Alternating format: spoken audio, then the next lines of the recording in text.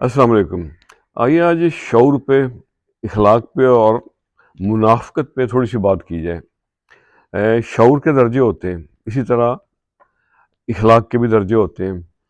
शऊर का पहला दर्जा क्या है कि आप खामोशी की आदत डालें, और दूसरा दर्जा किसी की बदतमीज़ी का जवाब ना दें, और शऊर का तीसरा और आला दर्जा वो ये है कि आप किसी की बदतमीज़ी का जवाब बर्दाश्त करें और इखलाक से दें।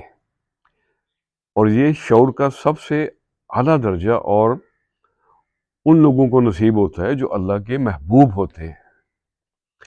और इसी तरह कुछ लोगों ने मुनाफ़क़त के भी दर्जे बनाए हुए हैं।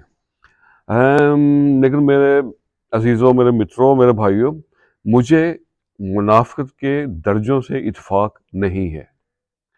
मुनाफ़िक मुनाफ़िक होता है, मुनाफ़क़त मुनाफ़क़त है। अब देखें ना, जैसे एक चोर है, चोरी करता है, वो चोर है। वो कहते हैं ना कि चोरी कख दी भी चोरी है तो लख दी भी चोरी है, चोर चोर ही है।